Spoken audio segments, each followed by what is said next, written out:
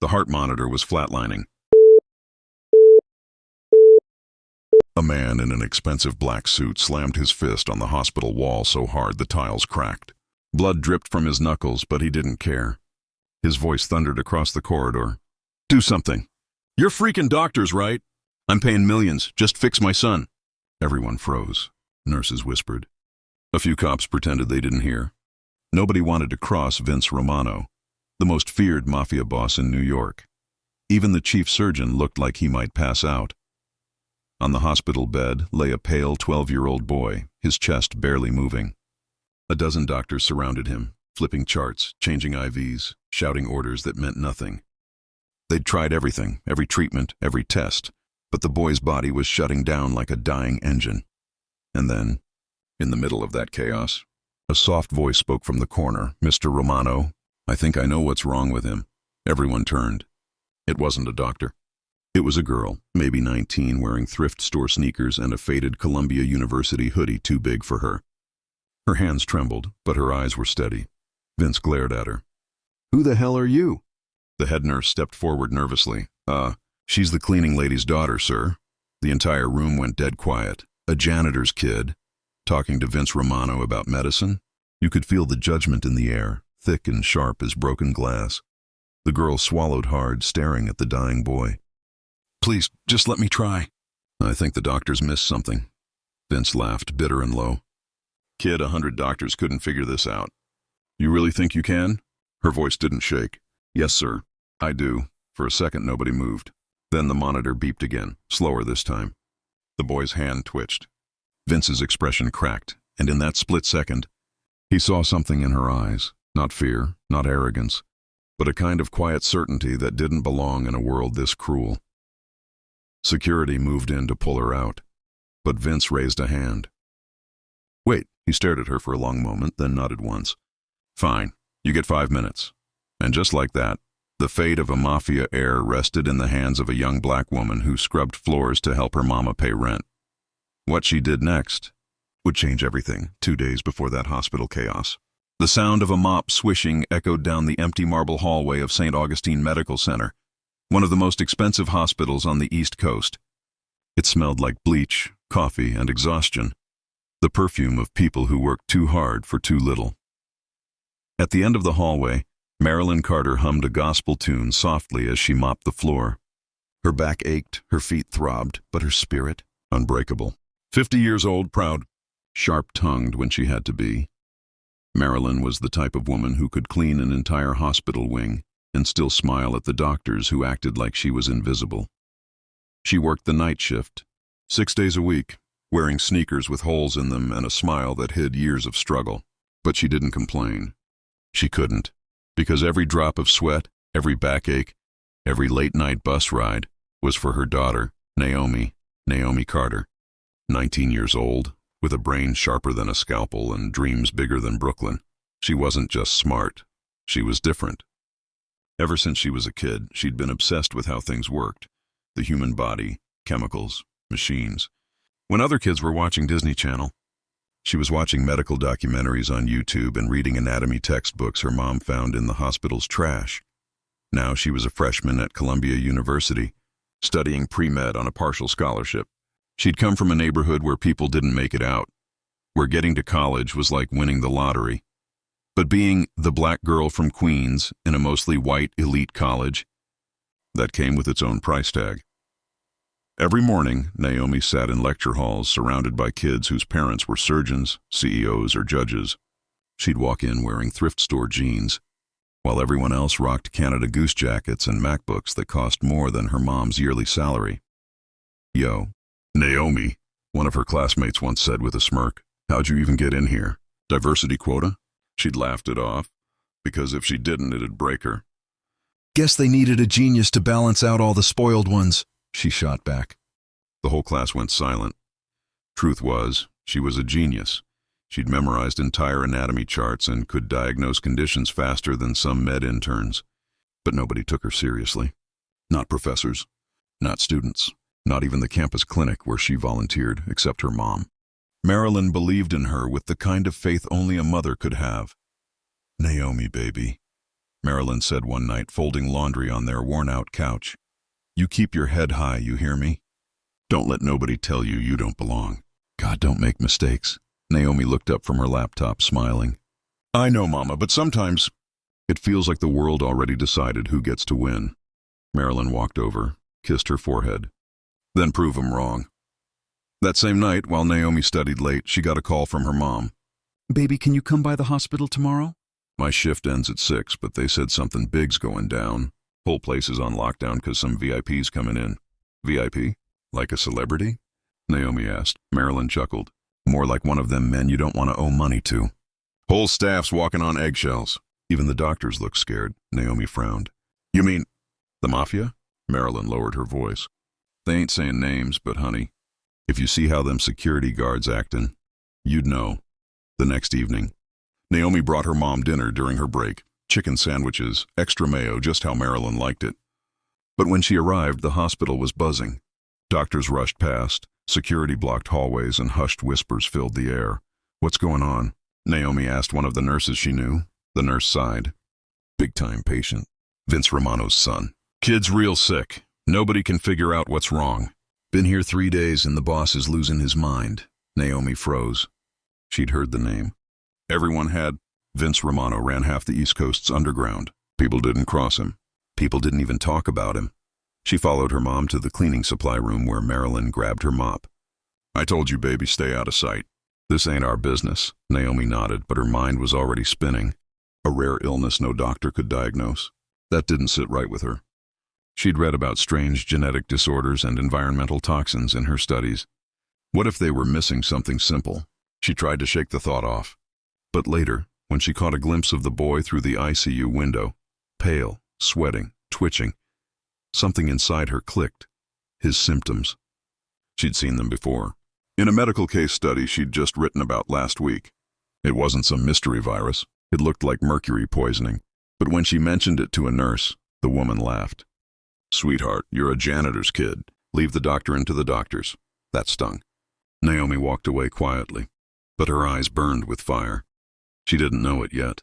But the path she stepped onto that night would pull her right into the crosshairs of power, pride, and prejudice, because in less than 48 hours, that same janitor's kid would be the only person standing between the Mafia boss's son and death itself. Naomi Carter had always known what it felt like to be overlooked. Ignored in classrooms, dismissed in labs, spoken over by people who thought her skin color or last name made her less capable. But this time, it wasn't just her pride on the line. It was somebody's life. The hospital cafeteria buzzed with anxious whispers that morning. Every nurse, doctor, and janitor knew who was upstairs. Vince Romano, the New York Mafia boss who made grown men disappear, was camped out on the 5th floor, watching his only son slip closer to death. Doctors had flown in from Boston, Chicago, even Italy. But nothing worked. The boy's body was shutting down, his immune system collapsing, and every hour the boss's temper got worse.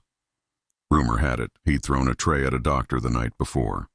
Nobody dared to cross him now. Marilyn Carter tried to stay invisible. She'd learned long ago that silence was the safest armor when rich white men were angry. She scrubbed the hallway floors near the ICU, humming under her breath, pretending not to notice the bodyguards with earpieces watching her every move.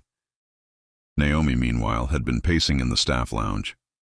She wasn't supposed to be there, but her mom's badge had gotten her inside.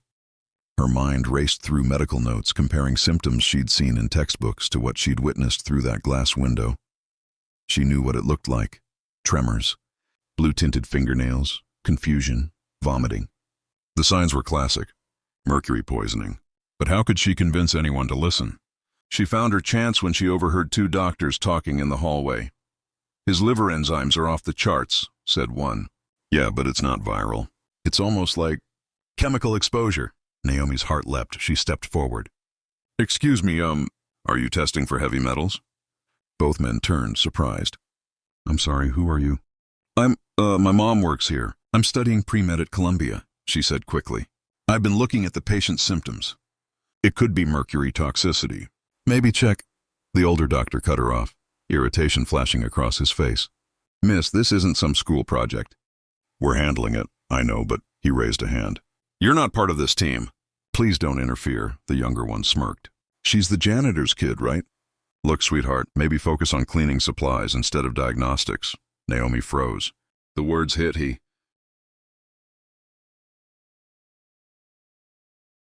Naomi froze. The words hit her like ice water. They walked off laughing, white coats fluttering behind them. Her fists clenched, but she stayed quiet. Because she'd heard those words before. Different tone, same meaning. You don't belong here. Later that day, Naomi found her mom eating lunch in the storage room. Baby, I told you not to get involved, Marilyn said, sighing. These folks don't like being told what to do, especially not by us. Naomi sat across from her, frustrated. Mom, I can't just stand here and let that kid die. I know what's wrong with him. Marilyn put down her sandwich. And what if you're right? You think they'll thank you? No, they'll take credit for it and you'll get fired, or worse. This ain't your fight. Naomi stared at the floor. But maybe it is. By evening, tension filled the hospital like smoke. The Romano family had arrived. Black SUVs lined the street, bodyguards stationed at every exit. Reporters tried to get in, but were kept out by NYPD. Naomi snuck up to the ICU again, watching from behind a corner. She saw Vince Romano for the first time in person. Broad shoulders, sharp jaw, a presence that made the air itself tense up. He stood beside his son's bed, staring down at the pale boy with eyes that looked broken. When a nurse tried to adjust the monitor, he snapped, "Don't touch him unless you know what the hell you're doing." Naomi couldn't help it. Her heart ached for him. Beneath the power and rage, he was just a father watching his child fade away. That's when she saw it. One of the nurses replacing the IV bag with another. A silver tint shimmered in the light for half a second. Naomi's breath caught. That wasn't saline. That looked like, oh my God. She took out her phone, snapped a quick picture, and ducked back. She needed proof before she said anything. That night, Naomi stayed awake, researching. She compared the IV bag's label to compounds used in old medical supply batches. Turns out one manufacturer had been recalled last year, due to contamination with mercury chloride. A silent killer. If that batch was still in circulation, someone in the hospital was using tainted supplies. Maybe by accident, maybe not. Either way, the boy's death wouldn't just be a tragedy. It would be a cover-up. The next morning, Naomi tried again. She printed out her findings, highlighted the contamination reports, and walked straight to Dr. Whitman, the hospital's head physician. He didn't even look up from his computer when she entered. "Can I help you?" "Yes, sir. I think I found something about the Romano boy's condition. If you look here." He raised a brow when she handed him the papers. "You're the cleaning lady's daughter, right?" "Yes, but I'm also a pre-med student." "Listen, sweetheart," he said, setting the papers aside. "We appreciate your enthusiasm, but this isn't some TV show. This is real life. Leave the medical theories to professionals, okay?" Naomi's face flushed. "But the data's real. That IV solution was recalled. That's enough." His tone hardened. "If you're caught snooping in restricted areas again, I'll have to report your mother." "You understand?" Naomi froze. He didn't even threaten her. He went straight for her mom. That's when she realized it didn't matter how right she was. To them, she'd always just be the janitor's kid. By afternoon, Marilyn noticed her daughter's silence. "You went to that doctor again, didn't you?"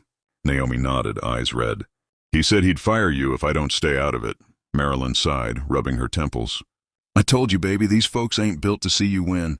"You gotta pick your battles." Naomi slammed her notebook shut. "What if my battle is the difference between a boy living or dying?" Her mom stared at her for a long moment. "Then you better be real sure you can win it." That night, things took a turn. The boy's vitals crashed again. Vince Romano nearly tore the ICU apart in rage. "You useless sons of—" "I want results now," he roared, his accent thick and raw. Even the police outside looked shaken. Naomi and her mom were mopping nearby when a nurse stumbled out of the room crying. "He's not responding." "They're calling time soon." Naomi froze, heart pounding. This was it. If she didn't speak now, it was over. She dropped her mop and ran toward the room before Marilyn could stop her. "Naomi!" Security blocked her at the door. "You can't go in there." Vince Romano turned, eyes blazing. "Who the hell is that?" "She's nobody," a doctor stammered. Just cleaning staff." Naomi raised her voice, trembling but fierce. "I'm not nobody. And if you don't let me talk, your son's gonna die." The room went silent. Even the heart monitor beeped slower, like the universe itself was holding its breath. Vince took a step forward, towering over her. "What did you just say?" Naomi swallowed. "I think I know what's wrong with him." Everyone stared. The doctors exchanged glances. A few chuckled under their breath. Vince's face darkened. "You're out of your damn mind." "Maybe," Naomi said softly. "But you've tried 100 doctors. Has any of them helped?" That made him pause. She continued, voice steady. "I studied this in my medical class. His symptoms match mercury poisoning. If you let me check the IV bag, I can prove it." The chief doctor scoffed. "Sir, this is ridiculous. She's not certified to—" Vince cut him off with a glare. "Shut up." He turned back to Naomi, eyes cold. "You're saying all my money, all these experts, none of them could see what you see?" Naomi nodded. "Yes, sir, because sometimes people don't look close enough. When they don't expect the answer to come from someone like me." The air went still. Vince studied her face for what felt like forever. Then he exhaled, slow and deep. "You get 5 minutes, kid. If you're wrong, you're done." "Both of you," Marilyn gasped. "Mr. Romano, please, she's just—" He held up a hand. 5 minutes. Naomi stepped into the ICU, trembling but focused. Her mother stood outside, whispering a prayer. Because in that moment, the janitor's daughter wasn't just fighting for a boy's life.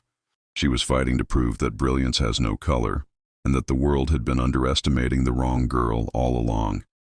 The ICU smelled like cold metal and fear. Machines hummed in steady rhythm, the beeping heartbeat of a boy hanging on by a thread. Naomi's palms were sweaty, her heart pounding against her ribs like a drum. Every eye in the room, doctors, nurses, bodyguards, Vince Romano himself, was locked on her. She wasn't supposed to be here. She wasn't supposed to exist in this world of white coats and power suits. But she was. And she was about to prove them all wrong. She approached the IV stand carefully, her voice steady despite her shaking hands. "Can someone get me gloves and a sterile syringe?" One of the nurses hesitated, glancing at Dr. Whitman. He gave a scoff. "We're not entertaining this circus act." Vince's voice sliced through the tension. "Get the damn gloves." No one argued. Naomi examined the IV bag. Her sharp eyes caught the faint shimmer again, that same silver tint. "There," she muttered. "Right there." She drew a small sample, labeling it on a strip of tape. Then she turned to Dr. Whitman. "Do you have a toxicology analyzer here?" Whitman laughed bitterly. "We're not wasting resources on a janitor's kid's hunch." Vince took one step forward. "You heard her." Whitman froze. His jaw tightened. "Yes, sir." Minutes later, the analyzer beeped. Everyone leaned in. On the screen flashed the result. Mercury levels. Critical. A stunned silence filled the room. Naomi looked up slowly, meeting the doctor's disbelieving eyes. "I told you," she whispered. Vince Romano's mouth parted slightly. His gaze flicked from the machine to Naomi. "You're telling me my boy's been poisoned?" Naomi nodded. "Not intentionally, at least I don't think so. But this IV bag, it's contaminated. He's been receiving toxic doses for days," Whitman stammered. That's impossible. Our supplies are top tier." "That contamination recall was last year." Naomi cut him off. "Yeah, and some hospitals cut corners buying cheap leftovers from unrecalled batches." "You should have checked." The room went dead quiet again. Outside the glass window, Marilyn pressed her hands together, whispering a prayer. She couldn't hear what was happening, but she could feel it. Something big was shifting.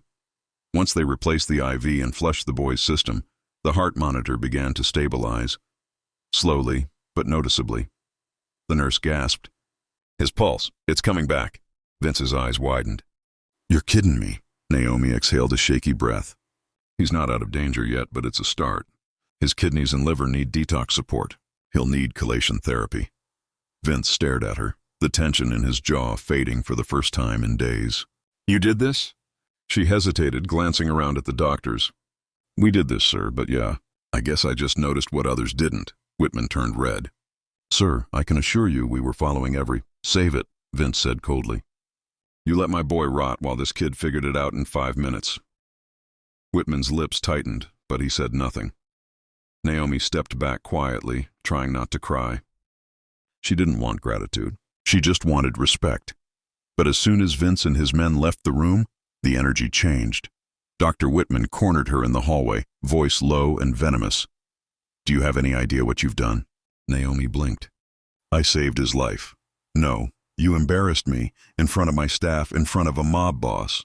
Do you know how bad that makes this hospital look? Naomi frowned. Maybe you should have just done your job. Whitman's expression darkened. You think you're a hero? You think this story ends with applause? The moment that man leaves, nobody's going to remember your name. But they'll remember mine. You overstepped, and if you come near this floor again, I'll have your mother fired so fast. Try me, she snapped. Go ahead.